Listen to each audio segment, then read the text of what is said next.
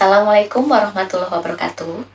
Perkenalkan, nama saya Dina Esti Ningtyas Lufianawati. Saya adalah salah satu dosen di Universitas Sultan Ageng Tirtayasa yang mengajar di Prodi S1 Teknik Elektro. Izinkan saya menjelaskan mengenai mata kuliah Komunikasi Nirkabel Lanjut. Mata kuliah ini merupakan mata kuliah pilihan dengan bobot 2 SKS dan ditujukan kepada mahasiswa semester 7. Mata kuliah ini membekali mahasiswa dengan pengetahuan dan skill tentang sistem komunikasi nirkabel. Cara penyampaian mata kuliah ini adalah dengan metode DIA, Delivery, Interaction, and Assessment. Capaian pembelajaran lulusan prodi yang dibebankan kepada mata kuliah ini antara lain mampu beradaptasi dalam perkembangan bidang teknik elektro, serta mampu menerapkan metode dan piranti modern untuk menyelesaikan permasalahan di bidang teknik elektro. Dari capaian pembelajaran lulusan prodi ini, maka disusunlah capaian pembelajaran mata kuliah. Capaian pembelajaran mata kuliah ini antara lain mampu menganalisis teknologi dan prinsip setiap generasi sistem komunikasi nirkabel, serta mampu menguraikan dan merencanakan jaringan sistem komunikasi nirkabel. Dari CPMK ini, maka disusunlah sub CPMK. Sub CPMK ini antara lain mampu memahami konsep dasar, jenis-jenis, serta perkembangan sistem komunikasi nirkabel. Mampu menganalisis kualitas sinyal dari sistem komunikasi nirkabel, serta mampu membuat perencanaan jaringan sistem komunikasi nirkabel. Adapun materi yang dipelajari dalam mata kuliah ini antara lain pengenalan sistem komunikasi nirkabel, perkembangan sistem komunikasi nirkabel, arsitektur jaringan setiap generasi sistem komunikasi nirkabel, pengukuran kualitas sinyal dari sistem komunikasi nirkabel, serta perencanaan jaringan sistem komunikasi nirkabel. Demikian penjelasan mengenai mata kuliah komunikasi nirkabel lanjut. Berikutnya adalah cuplikan dari salah satu pertemuan mata kuliah komunikasi nirkabel lanjut. Selamat menyaksikan. Assalamualaikum warahmatullahi wabarakatuh. Waalaikumsalam warahmatullahi wabarakatuh. Waalaikumsalam warahmatullahi wabarakatuh. Ya, selamat datang di pertemuan kedua mata kuliah komunikasi nirkabel lanjut ya. Sebelum kita mulai kuliah pada siang hari ini, ada baiknya kita berdoa dulu ya. Menurut agamanya masing-masing, berdoa dipersilahkan.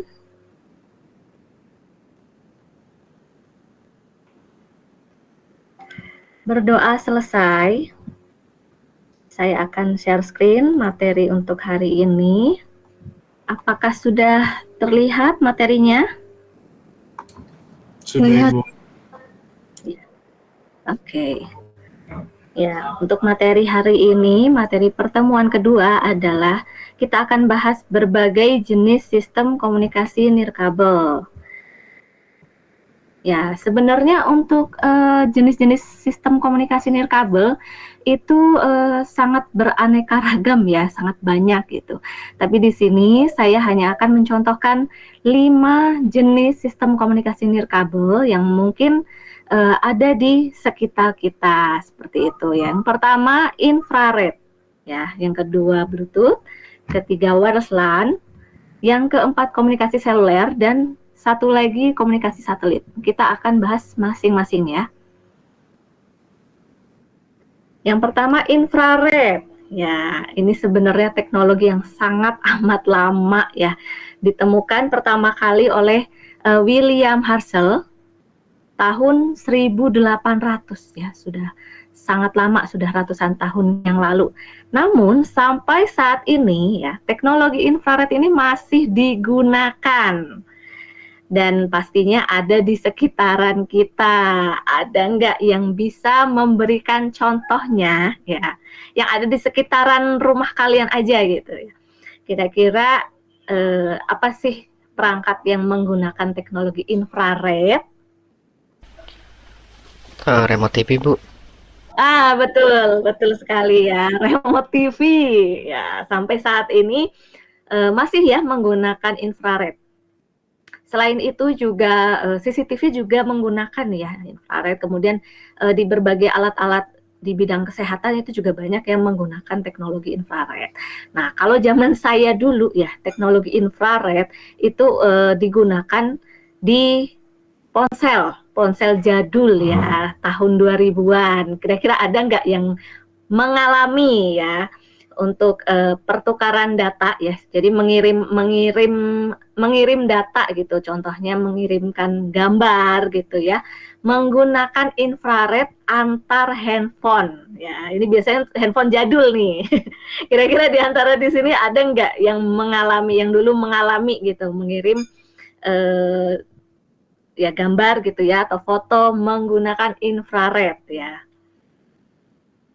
Ada nggak? Sepertinya tidak. Ya, kalau zaman saya dulu masih ya. Jadi mengirimkan foto atau gambar menggunakan infrared ya. Jadi antara handphone satu dengan yang satunya lagi gitu ya, harus berdekatan seperti itu ya. Infrared ini tidak dapat dilihat mata tanpa bantuan alat ya gitu. Jadi kalau mau lihat seperti apa sih infrared ini harus menggunakan bantuan alat ya, untuk alatnya bermacam-macam ya gitu. Kemudian berikutnya kelebihan dan kekurangan infrared ya. Mungkin di antara kalian mungkin ini ya tidak ada yang mengalami zaman dulu ya mengirimkan data, gambar, foto gitu ya menggunakan infrared, jadi mungkin kurang paham ya apa kelebihan dan kekurangannya. Kelebihannya ya, transfer datanya bisa dilakukan kapan saja ya, karena jadi kalau infrared ini tidak seperti teknologi seluler ya. Kalau teknologi seluler itu kita harus dapat sinyal dulu gitu baru bisa ngirim data gitu. Kalau infrared tidak ya, selama ada perangkatnya yang sama-sama menggunakan infrared itu bisa gitu ya. Kemudian transfer data melalui infrared cenderung mudah dan sederhana, ya jauh lebih mudah ya dibandingkan dengan teknologi komunikasi seluler lainnya. Transfer data melalui infrared dilakukan secara gratis, betul ya. Kalau kalian menggunakan seluler misalnya ya, itu sudah otomatis kalian harus memiliki pulsa ya, memiliki kuota gitu, harus berbayar gitu. Atau misalkan kalian menggunakan wifi itu juga kan kalian harus membayar ya gitu, kecuali wifi yang gratis gitu yang disediakan oleh mungkin pemerintah seperti itu ya. Nah, infrared ini belum ada lisensi ya, jadi lisensinya belum ada, jadi ya memang cenderung free ya gitu.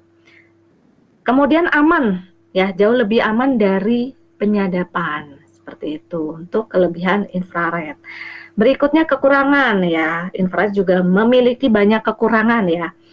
Makanya untuk di handphone ya, untuk handphone zaman sekarang itu sepertinya jarang ya yang ada infrarednya ya, kecuali yang handphone yang mungkin dia bisa untuk mengatur ya atau menggantikan fungsi remote. Nah, itu mungkin masih ada ya, tapi kalau selain itu tidak ya, sudah jarang sekali digunakan ya infrared ini di ponsel-ponsel zaman sekarang itu. Kenapa jarang digunakan? Karena yang pertama jangkauannya terbatas ya, infrared ini memang jangkauannya terbatas, apalagi kalau zaman saya dulu ya misalkan mengirimkan foto menggunakan infrared gitu ya, nggak boleh jauh-jauhan gitu, harus saling berdekatan ya, dua handphone tersebut harus saling berdekatan seperti itu. Transfer data melalui infrared cenderung lebih lambat ya cenderung lebih lambat, betul ya.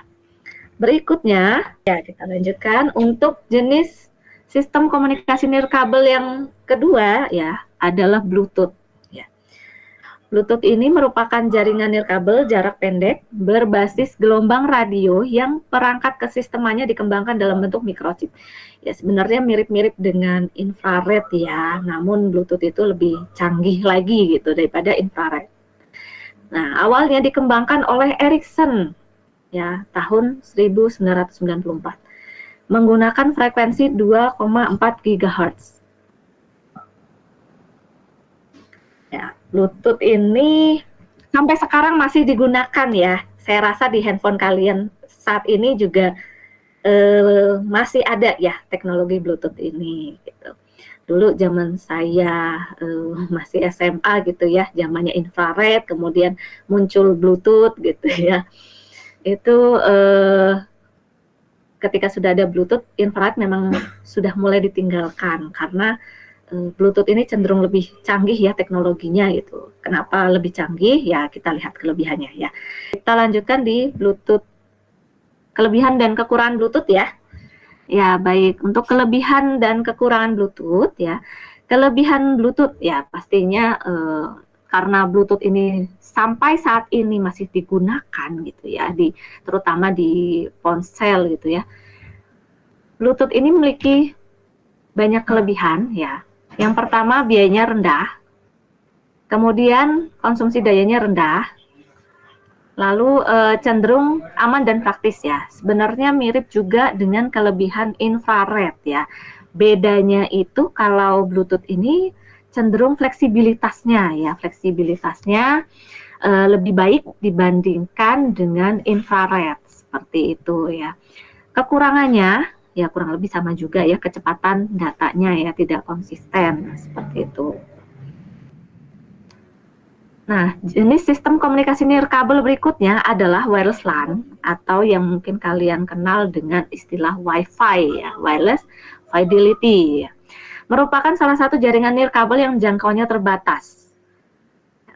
Ya terbatas ya, karena misalkan kalian pasang wifi di rumah ya, paling hanya menjangkau rumah kalian saja, seperti itu kan, tidak mungkin sampai 1 RT seperti itu ya. Gitu, jadi ada maksimal jangkauannya untuk wifi ini. Kemudian pita frekuensi yang digunakan sekitar 2,4 sampai 5 GHz ya, dan ini ada aturannya ya dari Kementerian Kominfo, ini ada aturannya terkait frekuensi yang digunakan oleh Wi-Fi. Kelebihannya, kecepatan data cenderung sangat cepat ya. Mungkin kalian juga sudah paham lah ya, sudah terbiasa menggunakan Wi-Fi. Memungkinkan koneksi ke banyak perangkat, betul ya. Jadi tidak hanya ke satu perangkat aja gitu ya. Beda halnya dengan infrared dan Bluetooth ya. Gitu. Jadi kalau infrared dan Bluetooth ini cenderung koneksinya satu-satu gitu kan, harus satu-satu. Sedangkan untuk Wi-Fi dalam sekali koneksi itu bisa banyak perangkat seperti itu. Kekurangannya ya Wi-Fi ini lebih banyak yang berbayar ya daripada yang gratis gitu. Kemudian jika banyak perangkat yang terhubung, maka secara otomatis kecepatan data juga akan berkurang seperti itu. Jangkauannya walaupun lebih luas gitu ya dibandingkan Bluetooth dan infrared, tapi ya tetap ada batasannya ya untuk Wi-Fi ini. Kemudian rentan gangguan ya dibandingkan dengan kalau infrared dan Bluetooth ini cenderung lebih aman ya itu untuk gangguan. Wi-Fi ini lebih rentan. Keamanan datanya juga kurang ya kalau Wi-Fi ini dari segi security juga kurang.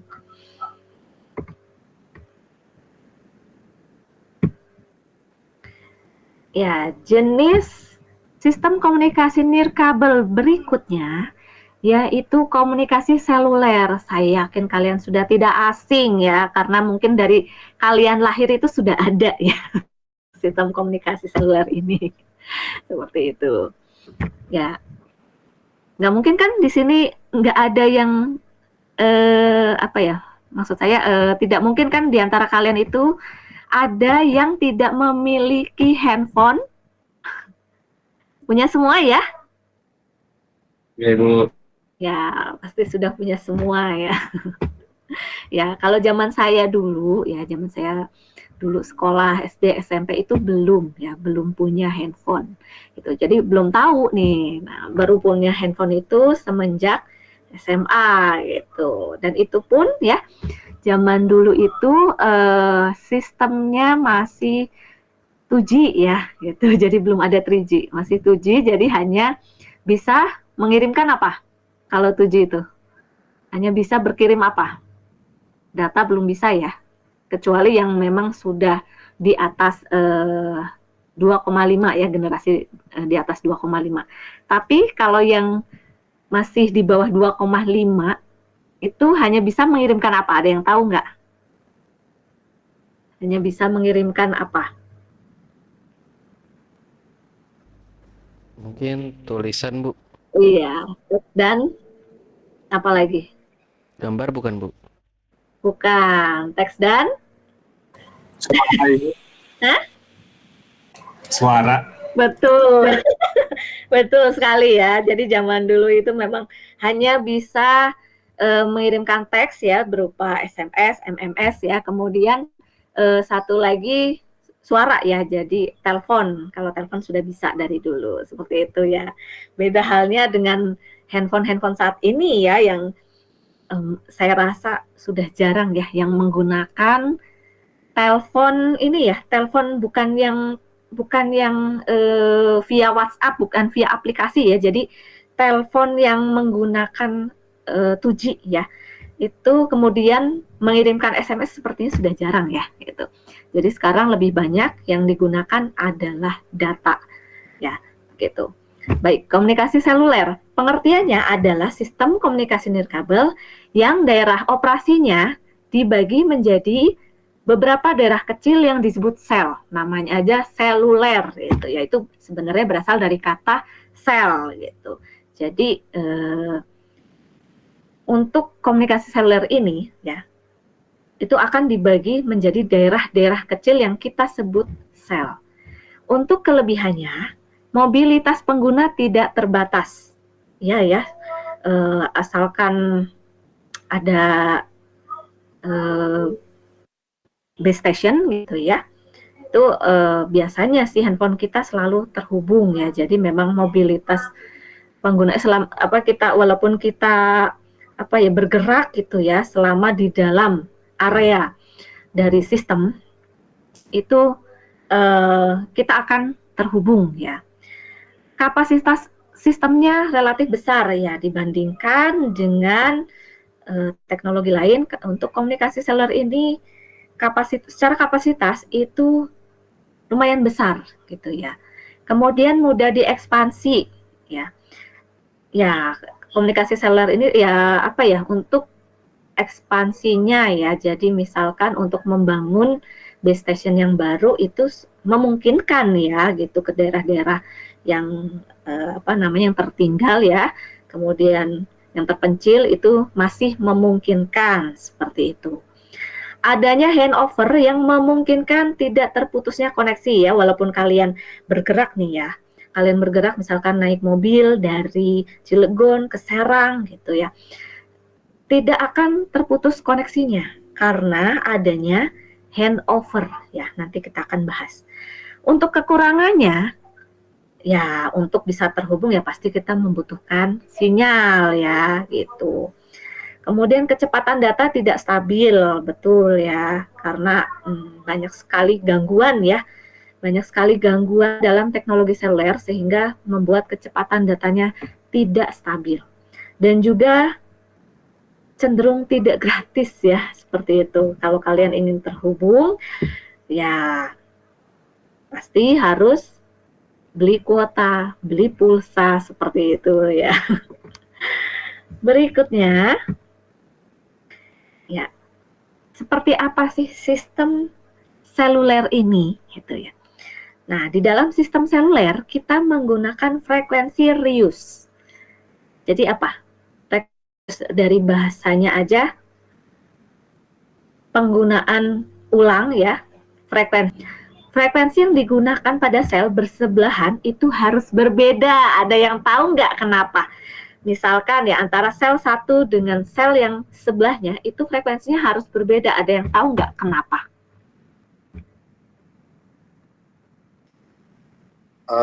Ini Bu,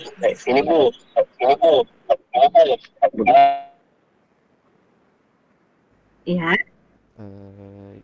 Ini Bu, biasanya kan setiap frekuensi itu kan merepresentasikan suatu data ya. Jadi bila dimisahkan antar operator ini dengan operator ini beririsan frekuensinya, maka akan adanya Ya, gangguan istilahnya di sana adanya gitu. Interferensi. iya interferensi, betul ya. Jadi ya nanti akan ada interferensi gitu ya. Nanti akan kacau ya, data kita tuh akan kacau gitu kan. Kemudian berikutnya ya, frekuensi yang sama digunakan oleh sel lain dengan jarak tertentu. Jadi bukan tidak boleh kita menggunakan frekuensi yang sama ya. Cuman ada minimal jarak yang bisa kita gunakan lagi frekuensi tersebut gitu agar tidak terjadi interferensi ya. Kita lihat contoh dari frekuensi Rius. Kalian perhatikan ya. Ada berapa klaster di sini? Ayo, ada berapa klaster di sini? Klaster itu adalah kumpulan dari sel ya. Ada berapa klaster? Ada 3 ya, Bu ya? Iya, ada 3, betul. Ada 3 klaster ya. Setiap klasternya terdiri dari berapa sel? 7. 7, betul. Dan lagi. Nah, jenis sistem komunikasi nirkabel yang terakhir adalah komunikasi satelit. Ya, saya rasa ini juga tidak asing ya. Kira-kira gitu, di rumah kalian ada nggak perangkat yang menggunakan satelit? Coba, ada nggak di rumah kalian?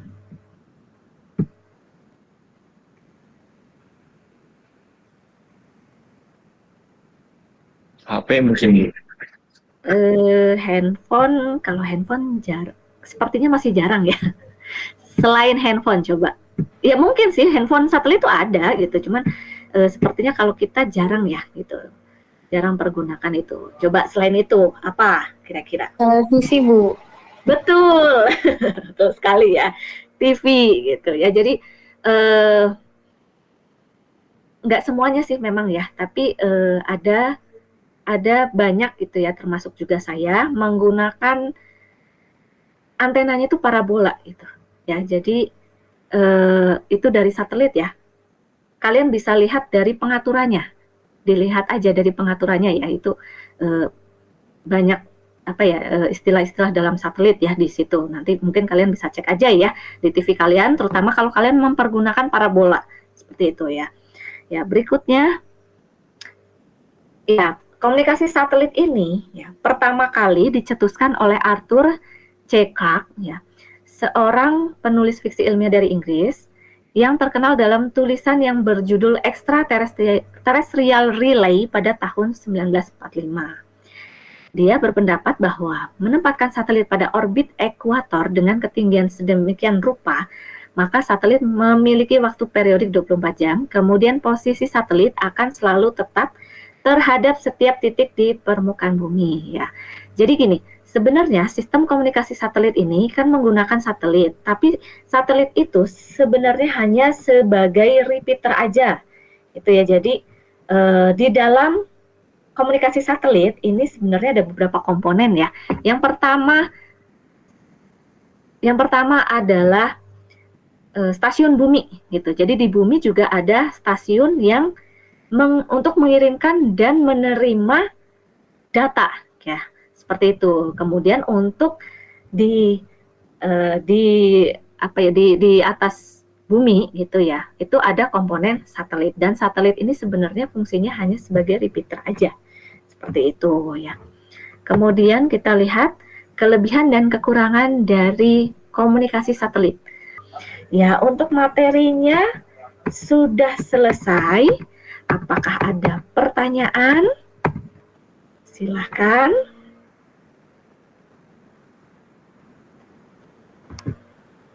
Apakah ada pertanyaan? Ingin tanya, Bu. Ya, silakan. Jadi kan kayak sekarang kan udah ada tuh ya, Bu ya, kalau apa sih yang dari ini Elon Musk tuh yang Starlink itu, Bu.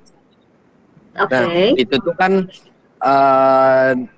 delay time-nya tuh kan lebih sedikit gitu. Jadi kalau yang Rama tahu tuh kan katanya kelemahan dari satelit itu katanya respon time-nya itu lambat gitu. Tapi ternyata dari review-review gitu ternyata uh, cepat juga gitu tuh Bu. Nah, apakah itu tuh masih relate bahwa kalau satelit itu delay atau respon time itu masih lama gitu tuh Bu?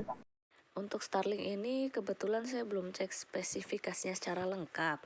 Tapi yang saya pernah dengar, Starlink ini menggunakan LEO untuk penempatan satelitnya ya. Kalau LEO itu memang tidak terlalu tinggi di atas permukaan bumi. Nah, mungkin karena itu Starlink bisa cepat dalam segi kecepatan data. Baik, ada pertanyaan lagi? Ya, jika tidak ada, ya, ada tugas, ya. Ada tugas, ya mudah saja ya. Sebutkan perangkat apa saja di rumah kalian ya yang membutuhkan sistem komunikasi nirkabel dan sebutkan juga apa jenis sistemnya gitu. Contohnya tadi remote ya, itu masuknya ke infrared seperti itu ya. Nah, untuk tugas dikumpulkan paling lambat nanti malam ya, jam 23.59 di LMS kita yaitu Spada ya. Untuk tugasnya apakah ada pertanyaan?